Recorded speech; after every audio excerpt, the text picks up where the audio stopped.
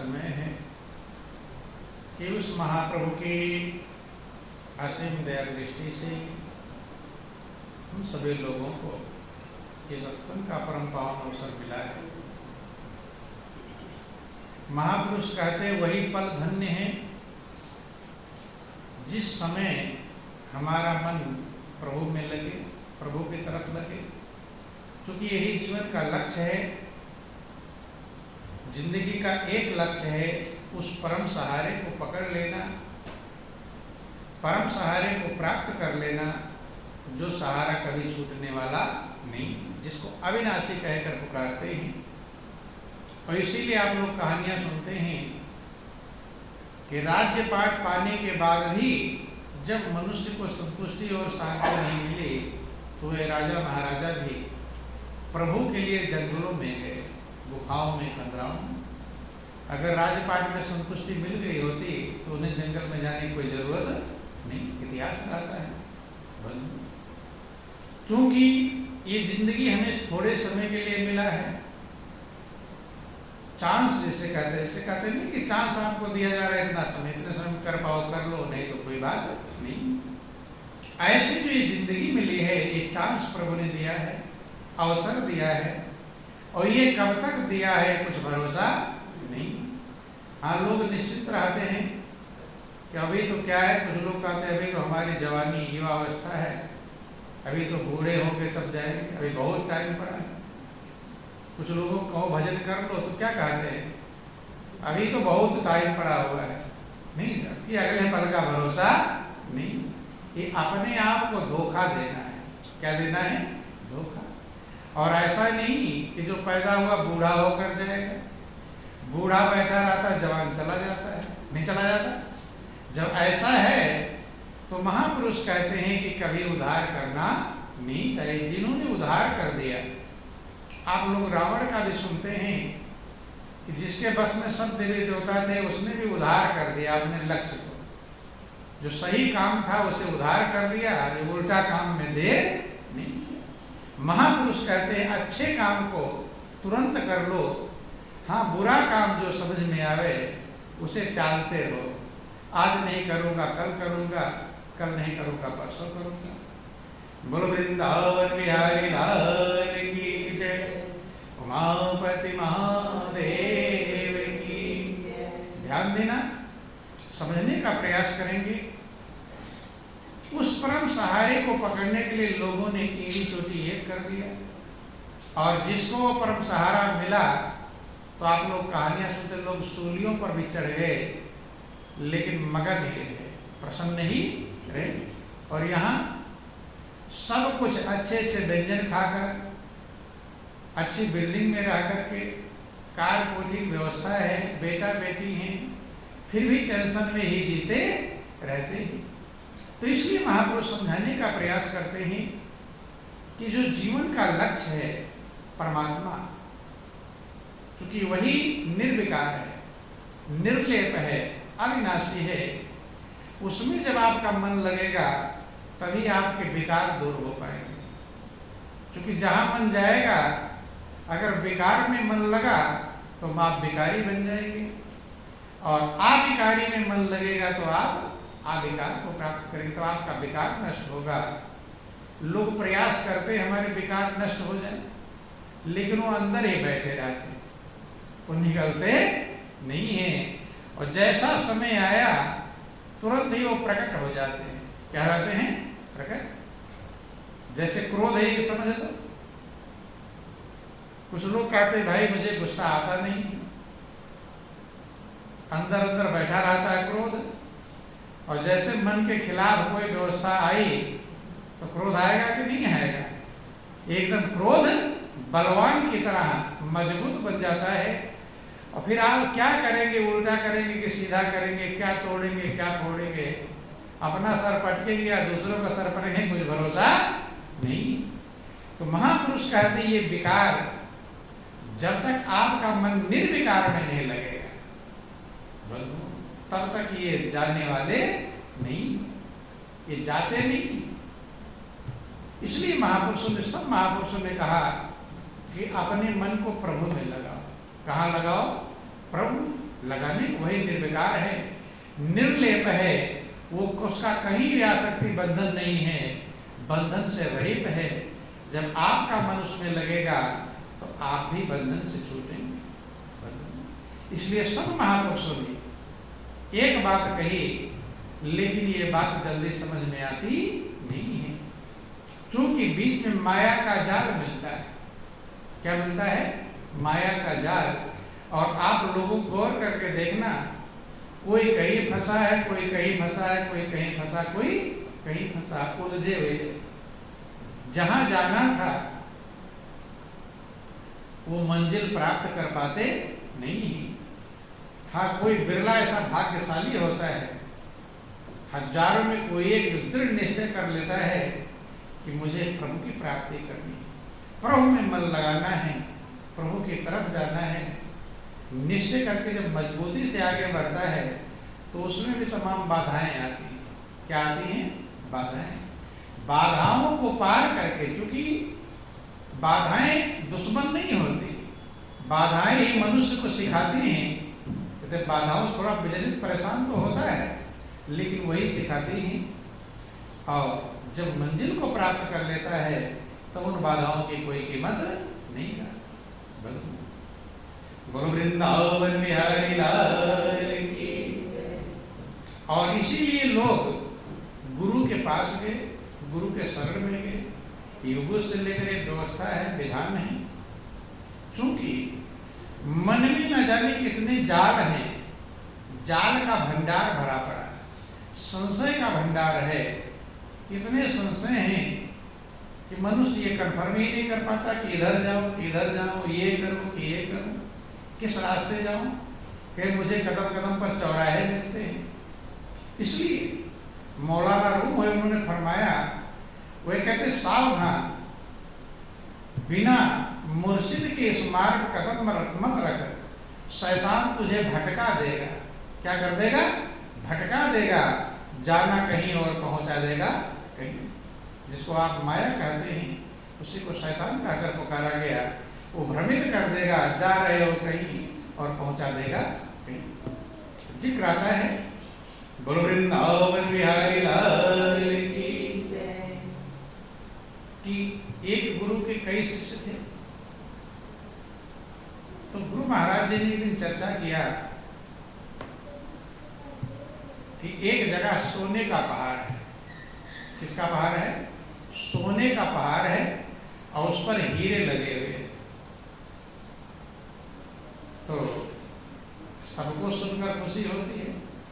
अभी आप यहाँ सुन लो कि सड़क पर रुपयों के बंडल पलटे पड़े हैं, यहाँ रुकेगा कोई? सब दौड़ेंगे, जल्दी जाओ समेटे। आप देखते ट्रेनों में एक्सीडेंट हो जाता है तो लोग घायल पड़े हुए रहते हैं, तो कुछ लोग तो बचाने आते हैं, और कुछ लोग उनका चैन और घड़ी और मोबाइल छीनने आते हैं। आते कि नहीं आते? तो केदारनाथ तो प्रलय आया तो वहाँ भी कोई तो प्यास के कारण मर रहा है, और कोई उनका सामान निकालने में लगा हुआ है। तो हर प्रकार के लोग होते हैं, मुंडे मुंडे मते भिन्ना। तो बंधु, तो गुरु महाराज जी जब ये कहा, चर्चा किया कि स्वर्ण का पहाड़ है, हीरे पन्ने जड़े हुए हैं, तब सबकी लालसा जगी कि मैं भी स्वर्ण के पहाड़ पर जाऊं, सोना प्राप्त करो, हीरे मोती मिलेंगे। लोगों के अंदर लालसा जगी, लेकिन उन्होंने कहा मुझे बतलाइए किधर है, क्या है। उन्होंने कहा कि भाई रास्ता बहुत कठिन है, बहुत कठिनाइयां आएंगी, परेशानियां आएंगी। अगर परेशानियां सहने के लिए तैयार हो तब तो जा सकते हो। रास्ता बताना मेरा काम है, लेकिन परेशानी उठाने के लिए तैयार रहोगे, बाधाएं तो आएंगी। तो उन शिष्यों में से 3 तैयार हुए। कितने तैयार? कुछ लोग तो परेशानियों से ही डर गए। जैसे आप लोग सत्संग में सुनाया जाता है कि परमात्मा ही आनंद का भंडार है, शांति का स्रोत है, सुखों का मूल है।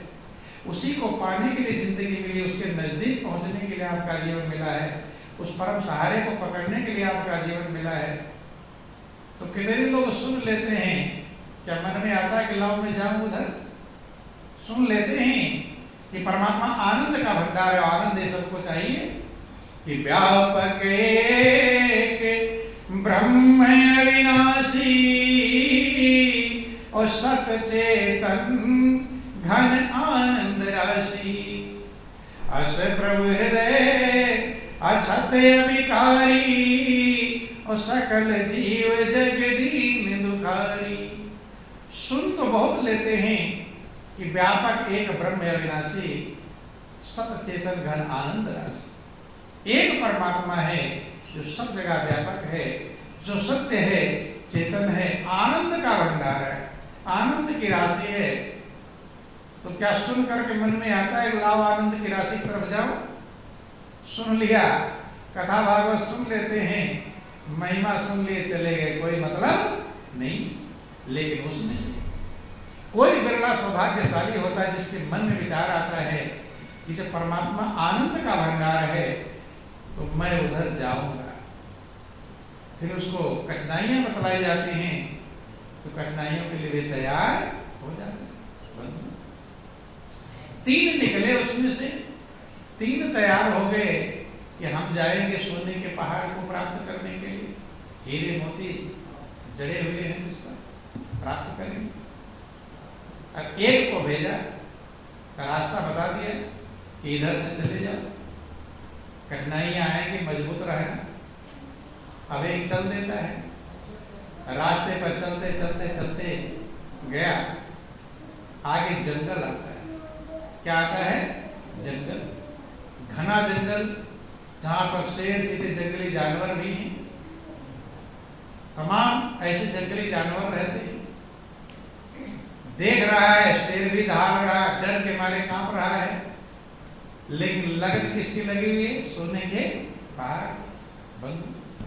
डर रहा है, अंधेरा भी हो गया, किसी तरह उस जंगल को पार करते करते जाता है। जब जाता है तो आगे मरुस्थल आ गया, रेगिस्तान, जंगल पार हो गया, लेकिन आगे क्या मिल गया? रेगिस्तान, यहाँ रेत ही रेत है, लू चल रही है, गर्म हवाएं। अब तेज प्यास लग गई उसे। क्या लग गई? तेज प्यास, गला सूख रहा है और ऐसा लग रहा है कि अब मौत हो जाएगी। क्या हो जाएगी? मौत। और कुछ दूर चला गया है, लौटने में भी झंझट है, लौटेगा तो मौत है और आगे जाएगा तो मौत। पानी, रेगिस्तान में कहीं पानी की उम्मीद नहीं, बंद चलता जा रहा है। लग रहा है कि आया था क्या लेने के लिए? सोने का पहाड़, हीरे मोती प्राप्त करने के लिए। अब तो मृत्यु ही हो जा रही है, लग रहा है। बहुत जब ऐसा लगा कि मौत होने वाली है, तब अचानक बारिश हो गई। क्या हो गई? बरसात हुई, और जब बारिश हुई तो कुछ पानी को इकट्ठा करके पानी पिया, गर्मी से भी राहत मिली, शांति मिली। पानी पिया, थोड़ा राहत हुई, थोड़ी और हिम्मत आ गई। क्या आ गई? हिम्मत। ऐसे भक्त जब भक्ति करने के लिए चलता है तो बाधाएं भी आती हैं और बाधाओं को पार भी करता है। राहत आई, सोच रहा था लौटू, अब क्या, जब इतनी राहत मिल गई तो और आगे चलना चाहिए। जिस लक्ष्य को लेकर चला था, स्वर्ण का पहाड़, सोने का पहाड़ मिलेगा, हीरे मोती जगह, चल दिया। रेगिस्तान को पार करता हुआ जाता है तो आगे एक नदी आती है, पास पेड़ पौधे खड़े नदी के आसपास में। अब नदी के उस पार कैसे जाना? क्या किया? लकड़ियों को कुछ इकट्ठा करके और लकड़ियों को बांध करके नाव जैसा बनाया उस पार जाने के लिए। जब उस पार जाने के लिए बनाया तो नाव में डंडे के सहारे नदी को पार कर रहा था। अब तूफान आ गया। क्या आ गया? तूफान। जब आधी तूफान आया तो नाव एकदम उसे टेम्परेरी नाव ही बनाया था लकड़ियों का, उलट पुलट गई नदी में और डूबने लगा। जब डूबने लगा तो आसपास मछुआरे थे। क्या थे? मछुआरे थे। उसे लगा था तो प्राण ही निकल जाएंगे, तैरना भी नहीं जानता और उलट गई ना। जान पर बनाई, मछुआरों ने पकड़ा उसे, निकाला, भूखा तो वैसे ही था, ले गए अपने घर पर। जब घर पर ले गए, खाना वाना भी खिलाया, खाओ, थोड़ा खाना उसको साथ में ले जाने के लिए भी दिया। हिम्मत नहीं हारा, फिर भी बाधा भी आ रही है और मदद भी मिल रही है। चलता है आगे, देखता है बहुत बड़ी खाई है और इतनी गहरी खाई है कि उसमें उतरने का कहीं रास्ता नहीं और उसी से रास्ते से जाना है। अब हिम्मत फेल हो गई। क्या हो गई? हिम्मत फेल। सोचता है कि लगता है गुरु महाराज जी ने गलत रास्ता बता दिया। क्या बता दिया था? गलत रास्ता बता दिया था। अब गुरु पर संशय हो गया। क्या हो गया? गुरु पर संशय। कितना कहा, जंगल पार किया है, मरुस्थल पार किया, ना नदी में किसी तरह उसमें मरने से बचा, रास्ता ही लगता है उनका है। तो मनुष्य जब चलता है गुरु के दिशा निर्देशन में, तो कभी कभी लगता है उसे कि कहीं गुरु महाराज जी ने तो गड़बड़ तो नहीं बता दिया रास्ता। ऐसा मन में संशय भी आने लगता है। और महापुरुष कहते हैं एक ही संशय हमें रोक देगा। क्या कर देगा? रोक देगा। जैसे परिवार में आप रहते हैं और किसी के प्रति एक संशय हो जाए तो दिल मिलेगा। संशय होते ही दिल का जो है खीरा होता है ना, खीरा बाहर तो मिला हुआ रहता है और अंदर में कितने भाग रहते हैं? 3। ऐसे दिल हो जाता है जब किसी पर संशय हो जाता है। बाहर तो मिला रहेगा, ऊपर ऊपर से हाँ जी बोलेगा, और अंदर में क्या रहेगा? अंदर फाके 3, अंदर में तमाम संशय चलते रहे। अब लौट पड़ा कि जान कैसे बच गई, लौट करके आया गुरु महाराज जी के पास। कहता गुरु महाराज जी कितने संकट सब गिनाया कि लगता है आपने रास्ता भटका दिया था, गलत रास्ते भेज दिया था। गुरु महाराज ने कहा बैठ जाओ, दूसरे को भेजते हैं। किसको भेजते हैं? दूसरे को। सोने का पहाड़ कौन कहे? खाई मिल गई, इतनी गहरी खाई जो नीचे कुछ दिखाई नहीं पड़ रहा और पूरी हर तरफ खाई और कुछ आगे है नहीं। खाई में से कैसे उतरते? दूसरे को भेजा, दूसरा भी उसी रास्ते पर गया। वही बाधाएं, जंगल आया, रेगिस्तान आया, जो चीजें रास्ते में थी वो पार करता हुआ चला गया। नदी में भी वो भी पलटा, उसकी नाव भी पलटी, मछुआरों ने निकाला, खाना दिया, जो व्यवस्थाएं थी। अब जब पहुंचा खाई के पास, आगे कोई रास्ता नहीं है, तो उसे गुरु के प्रशंसा नहीं हुआ, उसको अपने अंदर में हुआ कि मैं कहीं रास्ता भटक तो नहीं गया। कहीं गुरु महाराज ने रास्ता बताया था कुछ और मैं जा रहा हूं कहीं और आगे रास्ता नहीं, खाई ही खाई। तो ध्यान देना, दोनों में अंतर होता है। गुरु के प्रश्न से आया तो सहारा छूट जाता है, अपने मन में संशय आया तो सुधार हो सकता है, फिर सुधार कर लूंगा। वो वहां से लौट कर आता है गुरु महाराज जी ने आप तो रास्ता सही बताए, गुरु के प्रश्न से नहीं हुआ, कितने झंझट आया। अपने मन में संशय आया कि मैं लगता है रास्ते से भटक गया। तो उन्होंने कहा नहीं, रास्ते से भटके नहीं थे, लेकिन अंदर और थोड़ी मजबूती आई होती तो पार कर जाते। तीसरा बैठा था, उसको फिर भेजा। उसके रास्ते में भी जंगल आया, तमाम जंगली जानवर हैं, शेर चीते हैं, कैसे कैसे बचता बचता, सांप बिच्छू हैं, उनसे बचता हुआ आगे बढ़ता है। लगता है कभी कभी यह समय आ गया जैसे अब प्राण निकल जाए, मौत आ गई, आगे बढ़ता गया। जंगल को पार किया, रेगिस्तान है। रेगिस्तान में प्यास से मौत का नंबर आ गया, लेकिन बारिश हुई। जब बारिश हुई तो प्यास बुझी और थोड़ा राहत मिली कि जो बाधा आया था, मौत तो आई थी लेकिन बच गया, पार कर गया। आगे नदी आती है, नाव इत्यादि बना करके जब नदी में जाता है, तूफान में नाव पलट जाती है, डूबने लगता है कि अब तो मौत ही आ गई। मछुआरों ने बचाया, ले गए अपने घर पर, खाना पीना खिलाया, खाना का सामान भी दिया। आगे उसके सामने खाई आई। महापुरुष कहते हैं महाजनों इन गता सपंथा, महान लोग जिस रास्ते गए वही रास्ता है सबके लिए। जो महान हुए वो जिस रास्ते गए हैं, अगर आपको मंजिल पाना है तो रास्ता वही है। ना अन्य पंथा मिलते आना है, दूसरा कोई रास्ता मौजूद नहीं। महापुरुष समझाते हैं रास्ता वही है। आगे जब खाई आई तो 2-3 बार मौत का सामना हुआ था उसका। किसका सामना?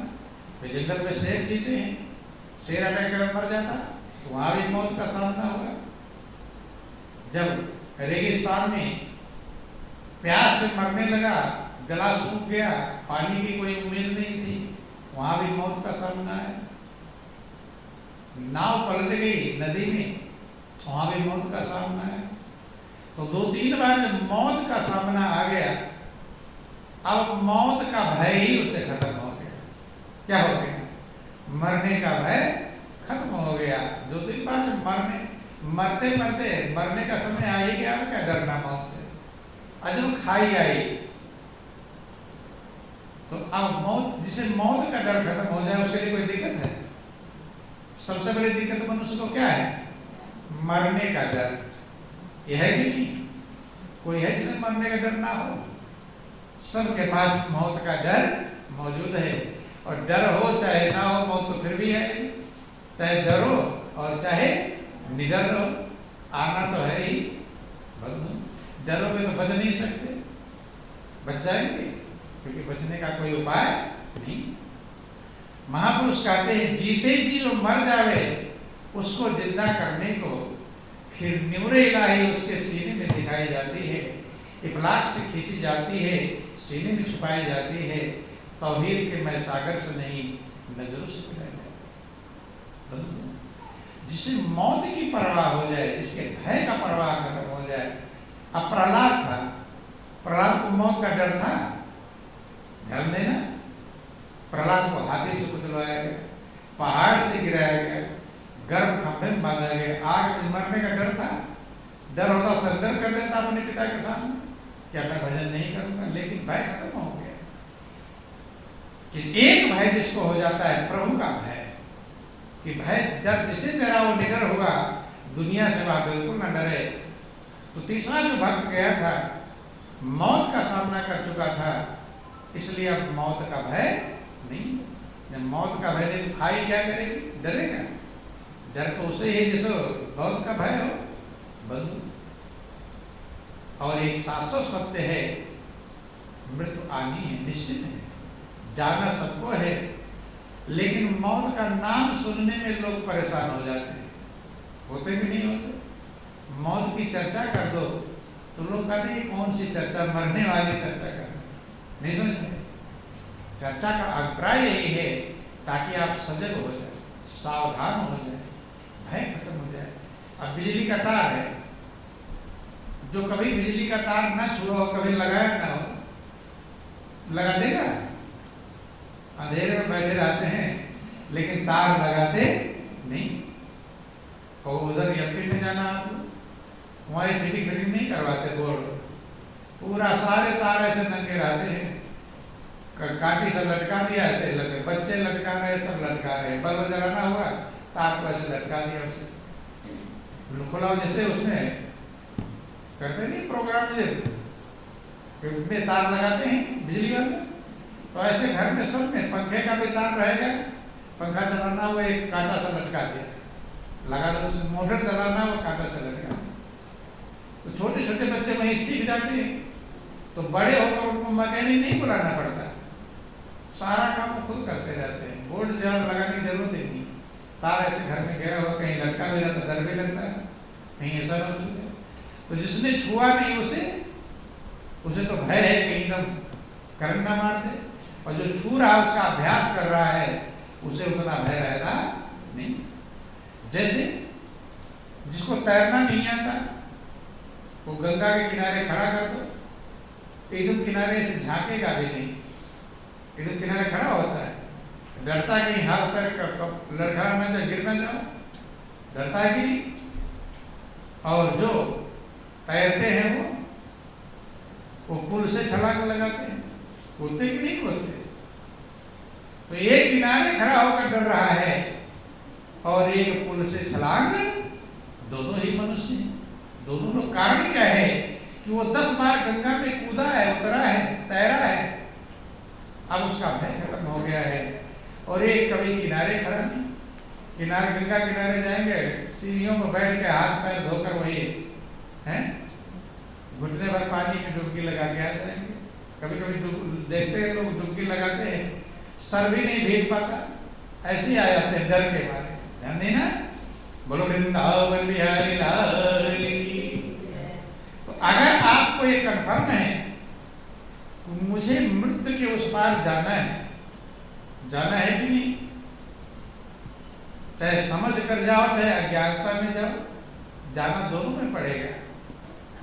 जैसे आपको ये जरूरी हो कि भाई इस नदी के उस पार जाना है, आपको कोई पुल नहीं, कोई नाव नहीं, इस नदी में घुसकर ही जाना है, अब पक्का है जाना है, तो क्या करना चाहिए?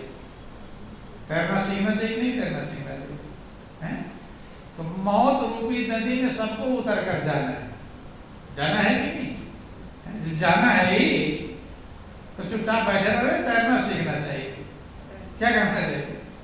बचने का कोई उपाय नहीं है। इसलिए महापुरुष कहते तैरना सीखो। सीख लेंगे तो अभी जितना भय है उतना कम हो जाएगा।